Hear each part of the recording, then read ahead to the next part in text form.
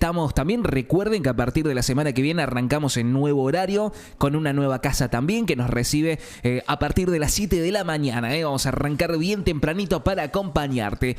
Y sin más preámbulos, le vamos a dar la bienvenida, como te lo fuimos anticipando también, a nuestro colega, a nuestro amigo de la casa que nos invita a poder sumergirnos un poco en lo que va aconteciendo en el mundo y cómo todo eso que va pasando en el mundo también va repercutiendo aquí en la República Argentina. Le damos paso a la columna de Visión Mundial de la mano de nuestro amigo Tadeo Castiglione. Hola Tadeo querido, ¿cómo estás? Buen día.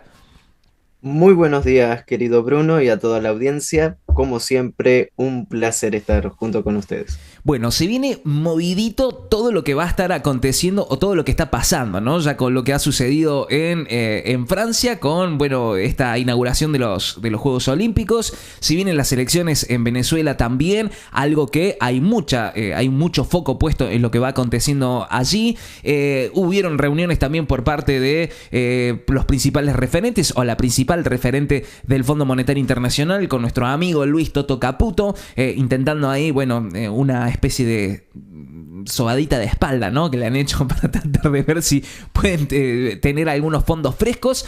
Contanos, Tadeo, cómo empezás a percibir esto que se va moviendo en el mundo y que lógicamente nosotros estamos prestando mucha atención a todo lo que va aconteciendo alrededor del mundo. Tenemos, como bien lo mencionas, una semana que es más que movida, tanto de acontecimientos que han sucedido estos últimos días como lo que van a suceder durante el fin de semana, lo cual nos condiciona bastante respecto a todo lo que está sucediendo a nivel internacional.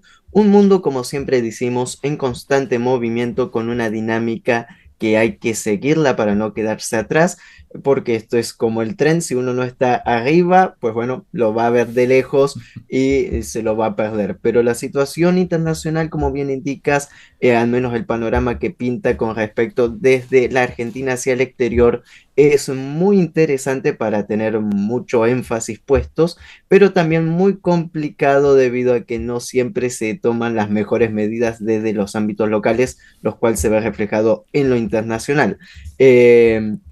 Como bien mencionas, un hecho internacional que creo que es siempre llamativo son los Juegos Olímpicos.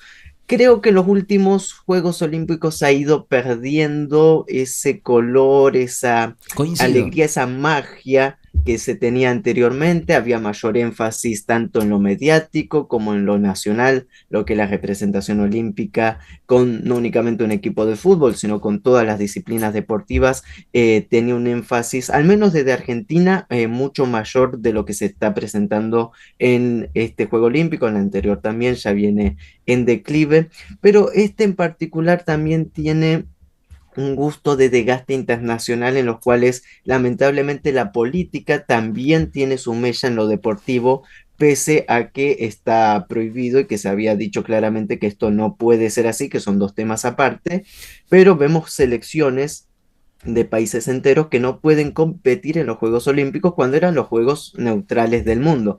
Lo mismo sucedió con el Mundial de Fútbol, en donde ciertas delegaciones estaban totalmente prohibidas y no podían participar, como es el caso, por ejemplo, de la Federación de Rusia, que siempre codo a codo les compite a Estados Unidos y a otros países en muchas disciplinas y que por cuestiones meramente políticas no se le permite nuevamente su participación en estos Juegos Olímpicos. Hemos visto que bajo este reglamento de que Rusia está en guerra, no puede participar en los Juegos Olímpicos, bueno, entonces tenemos muchos otros países que tendrían que ser también anulados de estos Juegos Olímpicos, por lo cual desde ya estos Juegos Olímpicos en París son de la hipocresía, si lo podemos meter desde ese aspecto.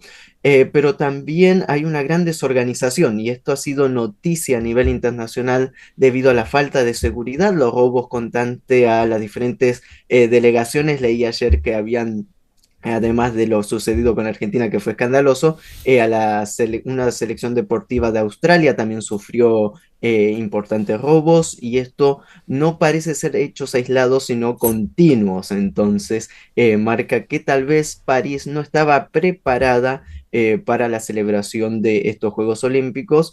y muchas veces se trata de politizar estas situaciones también, de que los Juegos Olímpicos sirven para subir la imagen política, Lavar la de cara del tratar de, país. Sí. lógicamente, siempre un aspecto más bonito, pero no se estaría condicionando en este caso en Francia porque hasta ahora y comienza hoy, han habido más anti que más Claro. contra que pro Más, en esta situación. claro, más de cal que de Eh, arena, ¿no? La cuestión. Iba a Exactamente. sumarle a esto lo que pasó con el sabotaje a los trenes también, ¿no? Que hubo en las últimas horas que complicó la llegada de muchos visitantes justamente a París.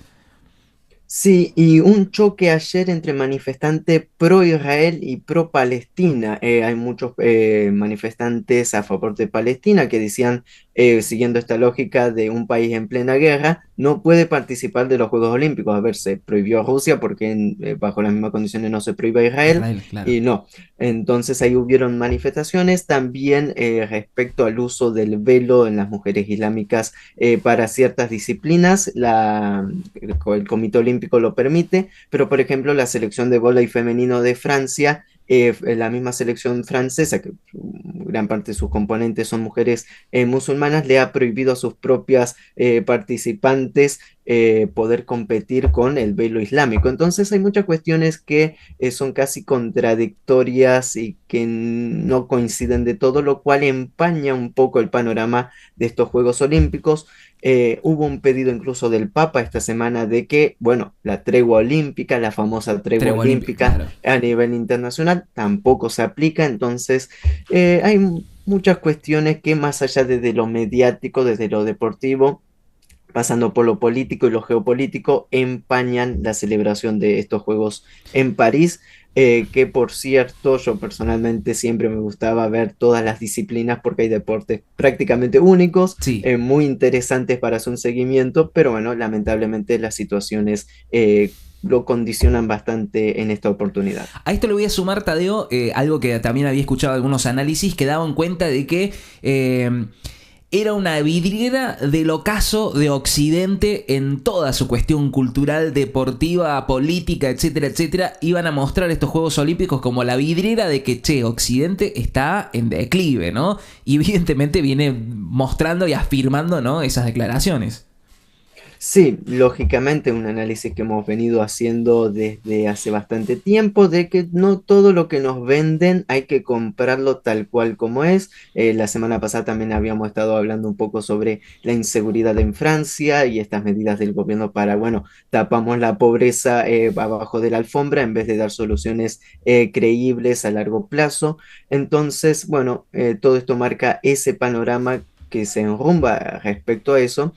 Y lo cual es triste porque Occidente proveyó internacionalmente, culturalmente, deportivamente, mucha influencia, mucha riqueza también, pero que por la negligencia actual, bueno, poco a poco ha ido con esta cancelación cultural, esto que veníamos hablando también de crear una nueva mentalidad, despojarse de sus orígenes y demás, bueno, conlleva muchas consecuencias en todos los planos y en todos los ámbitos, inclusive también en lo deportivo. Muy bien, bueno, cuestiones que empiezan también a sumarse y a mezclarse con cuestiones políticas, evidentemente, y que surgió esta invitación, ¿no? Algo que me llamó sumamente la atención es que ni la canciller ni el embajador estarán presentes, pero sí el hermano, sí la hermana, perdón, como representante oficial. Yo lo habías mencionado vos en la edición anterior, que solamente había dos invitaciones por delegación presidencial, si se quiere, y en este caso invitaron a la hermana, que internacionalmente no sé Sí, cuánto peso tiene, ¿no? era lo que veníamos hablando, ni siquiera el pedido de disculpas de Karina Milei en la embajada logró habilitar una tercera invitación, que era lo que se buscaba, y bueno, habían dos entradas y había que Se la acapararon a los dejarlo. hermanos. Y no quedaba otra. Ahora, interesante el panorama de que el viaje sigue siendo todo costeado con fondos públicos, un avión privado, alquilar un avión privado, las horas de vuelos, los combustibles, el piloto, los seguros, se hablaba de casi 300 millones de dólares. No era una ganga ni un cumple de 15, sino que estamos hablando de importantes costos únicamente para asistir a la inauguración de los Juegos Olímpicos. Bueno, algunas cuestiones también que desde lo local, en el medio de que no hay plata y que nuestros queridos jubilados cobran cada vez menos, bueno, se presenta esta oportunidad de asistir a los Juegos Olímpicos y en estas condiciones, y voy a tirar un detalle de color, lo del río Sena, eso fue algo muy interesante, la alcaldesa de París tirándose, nadando libremente, y yo me acuerdo cuando estuvimos en Francia, los parisinos muy exagerados, muy seguros también con el protocolo COVID, pero ya estamos año 2022, Sí. bastante avanzado del tema, dos, tres cubrebocas por persona, bastante panorama, por pedidos de las autoridades, pero ahora por las mismas autoridades que dicen que el río Sena supuestamente está descontaminado y Sí. que se puede nadar, pese a que los desechos y los fluidos cloacales, las ratas y demás se crían ahí,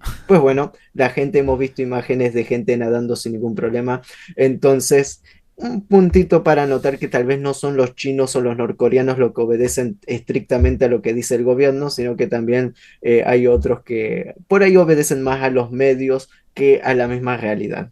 Completamente, ¿eh? Bueno, habrá que ver, ¿no? 2:30 de la tarde acá en la Argentina se va a poder ver. Es cierto, yo coincido en esto que se ha ido diluyendo con el tiempo. Yo, en lo personal, creo que para mí los grandes o últimos Juegos Olímpicos que suscitaron mucha atención, sin dudas para mí, fueron los de Atenas, ¿no? Me parece que a partir de ahí comenzó como a diluirse un poco. También por todo el impulso que tuvo la Argentina, fue una muy buena participación de la delegación argentina y comenzó en lo personal a diluirse con el tiempo, esperando que, bueno, yo no sé si cuántos buenos resultados podrá llegar a tener la delegación argentina. Siempre la esperanza está puesta, pero con las pocas inversiones que ha habido en el deporte, dudamos que haya una buena participación o por lo menos una buena posición en las clasificaciones en el medallero. ¿Tenés algún favorito a nivel país que digas, che, me parece que este país la va a romper en el medallero internacional? Bueno, siempre China en los últimos años, debido a la cancelación de Rusia, ha estado compitiendo. Hay que prestar atención porque hay unos países que se destacan en un deporte que yo hago seguimiento, tiro al arco, y Sí, hay otro que es tiro olímpico, que es con diferentes tipos de armas, ayer participó un los cuales. argentino. Exacto, y ojo que los países asiáticos se destacan mucho, países como Mongolia, Corea del Norte, son países que, bueno, tradicionalmente tienen buena puntería y también lo demuestran incluso también en los Juegos Olímpicos, pero lógicamente creo que China tiene gran potencial para arrasar, el país se prepara mucho, hay mucha exigencia de parte del gobierno chino, de parte del Ministerio de Deportes de China, creo que no tiene parangón en comparación con ningún país en inversiones, en capacidad en entrenamiento y viven para eso, entonces ahora es cuando lo demuestran. Claro, queda demostrado. Una japonesa me parece que rompió el récord de tiro al arco con la cantidad de puntajes. Me parece que ayer arrancó. Bueno, esperemos que las delegaciones argentinas puedan llegar a tener un buen papel, ¿no? En eso. Ojalá que así sea. Tadeo, bueno, vamos a saltar de continente. Nos venimos hacia el continente americano. Estuvimos hablando de lo que ha sucedido allí o lo que va a suceder en Francia. Ya es cierto lo que decís, son más los contra que ha tenido que los pro. Veremos qué sucede en la inauguración. Han militarizado todo París. Habrá que ver qué pasa ahora en el arranque. Nos venimos para acá. Hay una situación sumamente importante para la región, sin dudas, que son las elecciones este fin de semana en Venezuela, donde nosotros estuvimos conversando ya casi fuera de micrófono, pero esta sensación que uno percibe a través de los medios nacionales como una durísima derrota por parte de Nicolás Maduro. Pero hay otras miradas externas que dicen no, para que el acompañamiento a Maduro parece ser mucho más masivo de lo que se ve, ¿no? ¿Qué sucede? Ayer se hicieron los cierres de campaña masivos por ambos lados, ¿sí? No tanto como por el lado de quien será Edmundo, ¿no? El que represente la oposición venezolana, sí por el lado de Nicolás Maduro con una convocatoria sumamente importante. ¿Cuál es tu lectura? ¿Cuál es tu mirada? ¿Y cómo esto va a empezar a reconfigurar la región en el caso de que el resultado no sea el que esperan muchos, ¿no? Bien, primero que nada hay que analizar cuál es la situación actual de Venezuela para entender cuál es el margen de esta elección. Estamos en una Venezuela que no se nos ha contado mediáticamente cuál es la situación actual. Estamos hablando del país que va a tener el mayor crecimiento en toda América, no en Latinoamérica, en toda América, según el Fondo Monetario Internacional. Este año Venezuela crece un 4%, mientras Argentina retrocede -3%. Venezuela está creciendo un 4%, más un aumento de su PBI calculado para este año de más del 10%. Datos duros del Fondo Monetario Internacional, que vamos a decir que no es No el son mejor comunistas. amigo Claro. de Nicolás Maduro. No es comunista, como dijo el presidente Javier Milei, que el delegado del Fondo Monetario Internacional para Argentina era un hombre de castrochavista, no sé qué cosa. Bueno, absolutamente alejado de la realidad. Venezuela con 13 trimestres de crecimiento continuo. 13 trimestres son 3 años y un trimestre más. Imaginémonos esto en crecimiento y en recuperación económica y productiva. Venezuela hasta hace 6 años exportaba, es decir, tenía que comprar del exterior el 98% de lo que se consumía a nivel local, y ahora tiene abastecimiento pleno con producción nacional alimenticia. Todo lo que veíamos de los supermercados venezolanos vacíos, de la falta de combustibles, Sí. esos problemas ya están solucionados hace ya más de 2, 3 años. Hay una moneda fuerte, el bolívar, que no mantiene una devaluación constante, sino que se ha mantenido fuerte, 30 bolívares, $1, con un mercado abierto cambiario muy diferente a lo de Argentina. O sea que si quiere conseguir dólares, pues lamentablemente hay que comprar el blue, hacer algún salto, que esto que lo otro. Bueno, nada de eso existe en Venezuela. Existía, yo estuve en el año 2019 en Venezuela, una situación que era totalmente contraria a la situación que es la actual, lo cual habla de que hubo una mejoría económica importante, la hiperinflación ya se terminó.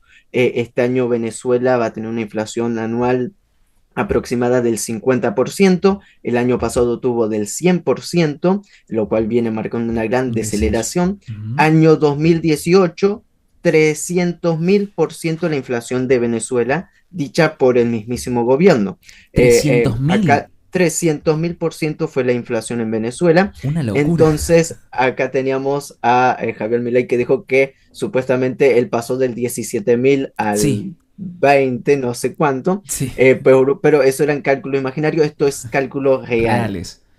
Entonces, con todo este panorama económico encima, la situación en Venezuela está mucho más estable que en años anteriores. La última elección presidencial, año 2018, Maduro gana con alrededor del 65% de los votos, y imaginémonos que con toda esta evolución económica positiva para el país, en medio de un reflejo de una ampliación económica, incluso internacional, tanto con mercados incluso de Estados Unidos. La empresa Chevron acaba de firmar nuevos contratos para continuar explotaciones en Venezuela junto con la empresa estatal PDVSA.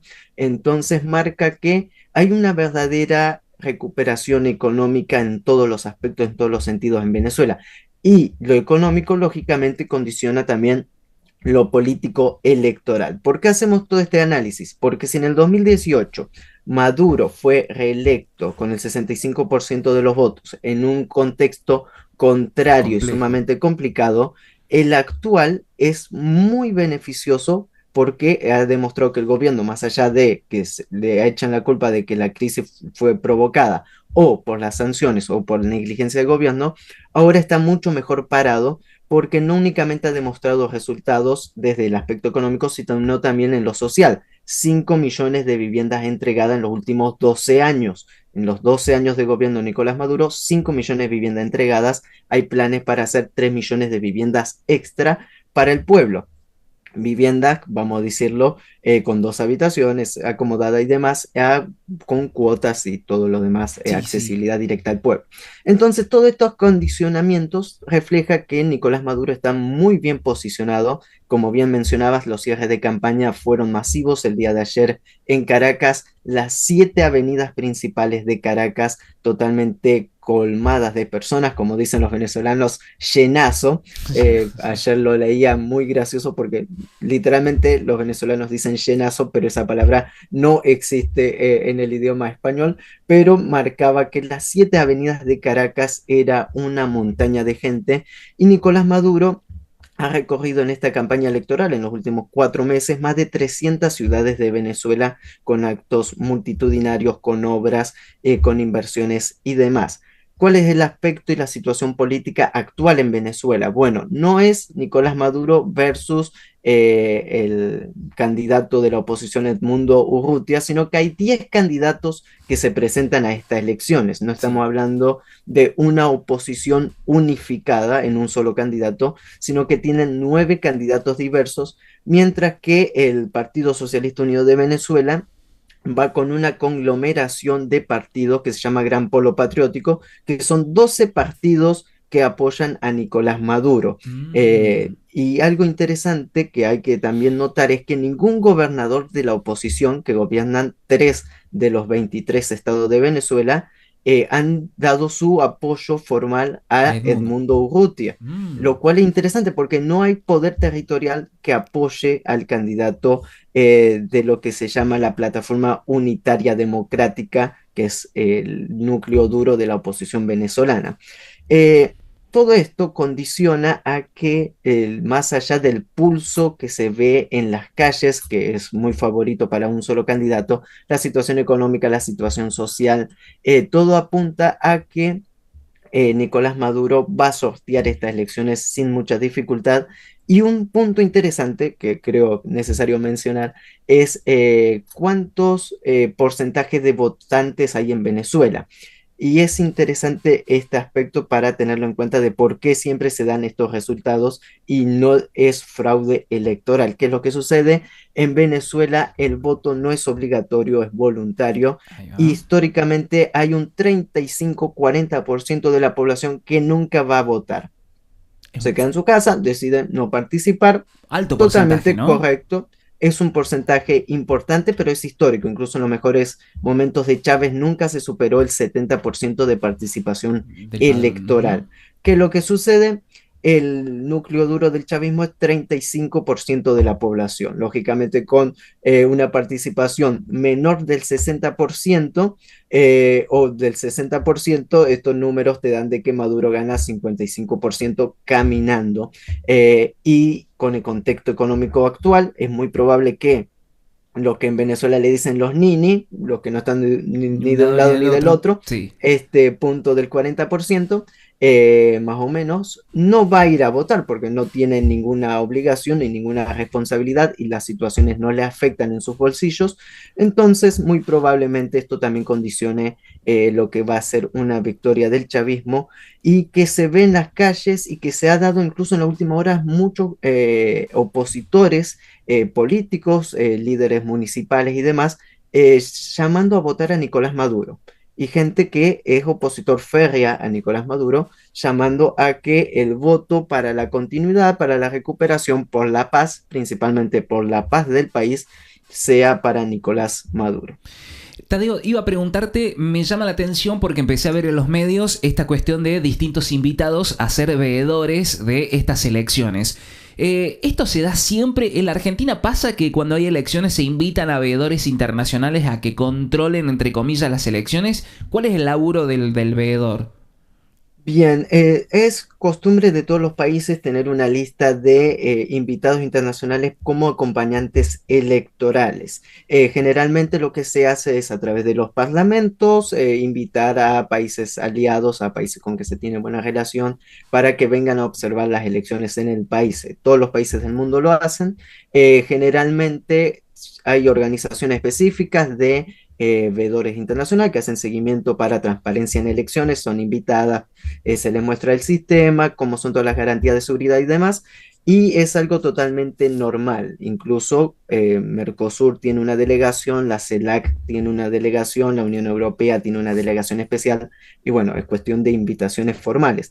Debido a las situaciones políticas en Venezuela, y que muchos países se mantienen hostiles en contra de Venezuela, Venezuela lo que hace son invitaciones personalizadas a organizaciones políticas, movimientos sociales y demás para que hagan de veedor electoral. Muy buena tu pregunta. Estamos en la elección número 31 en 25 años en Venezuela. 31 elecciones en 25 años es un poco más de una elección por año, ya sean elecciones en referéndum, ya sean elecciones para alcaldes, para gobernadores, para presidentes, para la Asamblea Nacional. Son todas elecciones nacionales en Venezuela que se dan de manera individual cada una, no en su conjunto. No tenemos elecciones del Parlamento junto con las presidenciales, sino que son en años diferentes. Ujú. Y en estas elecciones de las 30, el chavismo ganó 28, fue derrotado 2 veces y el chavismo admitió su derrota en las 2 veces en las cuales no, los resultados le fueron adversos.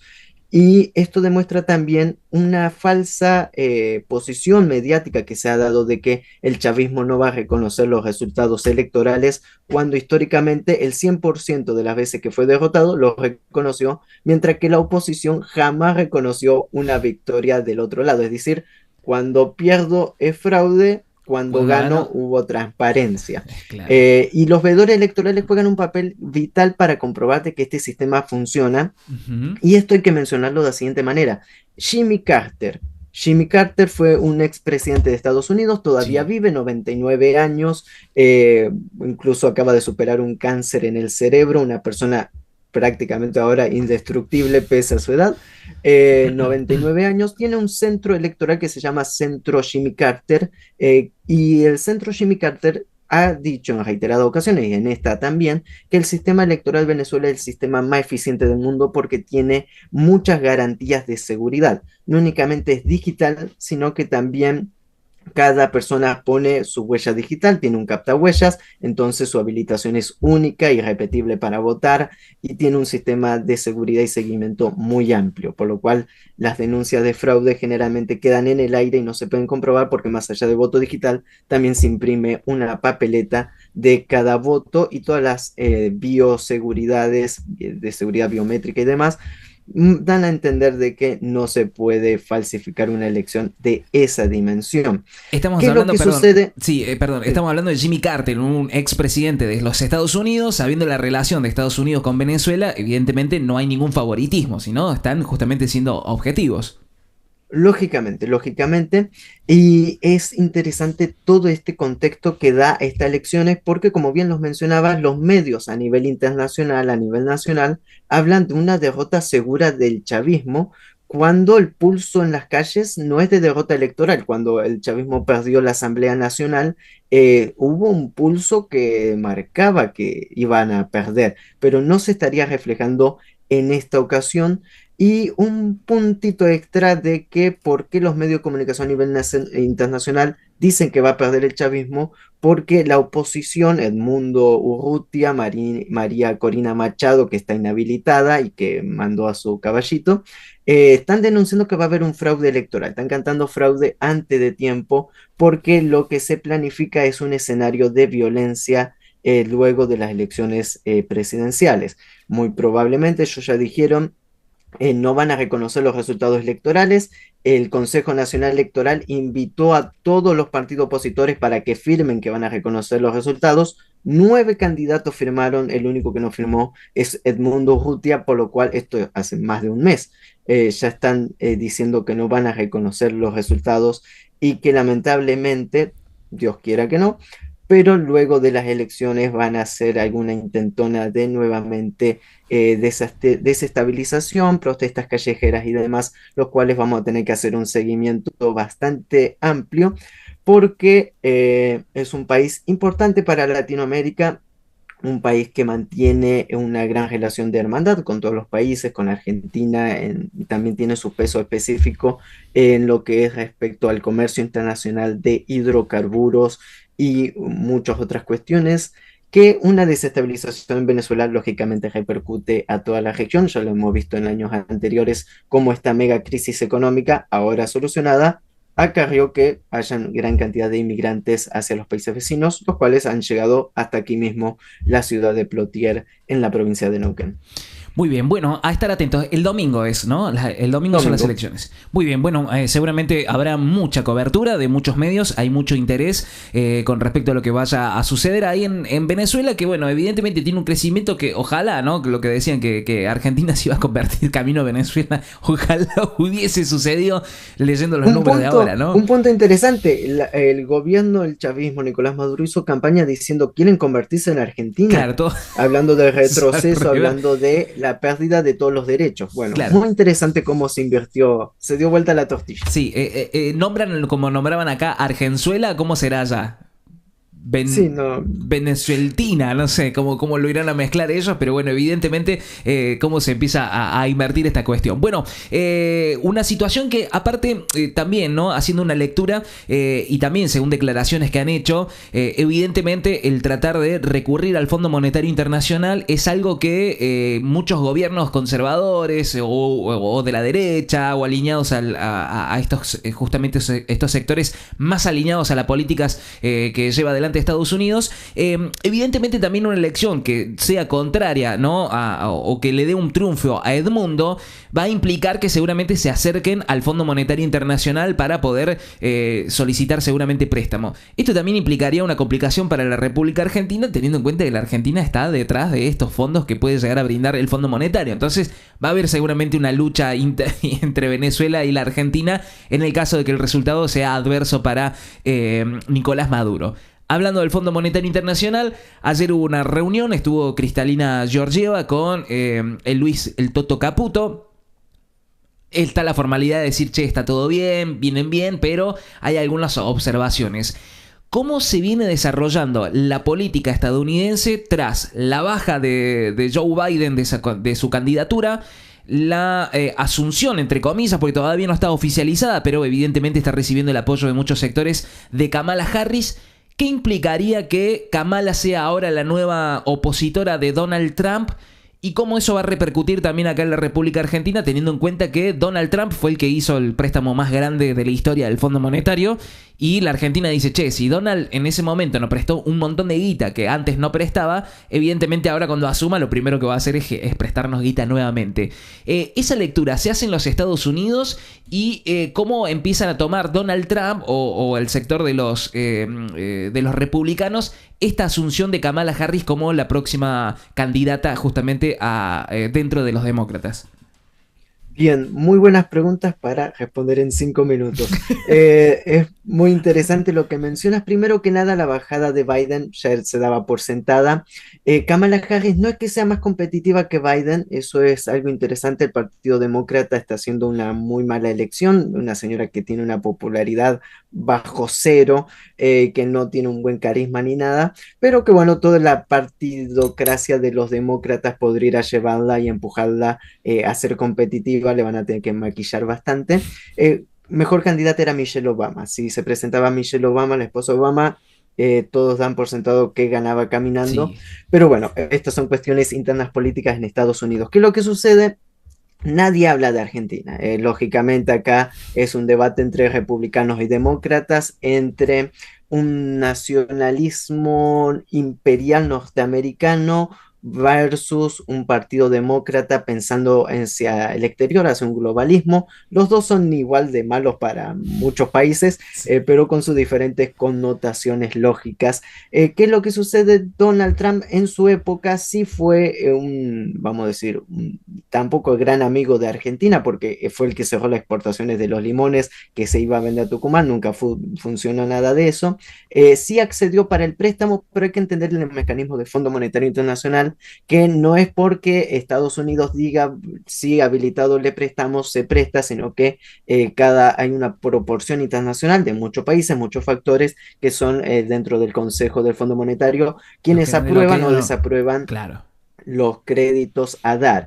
En aquel momento se trataba de asegurar a Argentina como un socio vital, 45.000 millones, se lo patinaron, le costó el puesto a Caputo, que no es bien visto bajo ninguna mirada en el Fondo Monetario Internacional.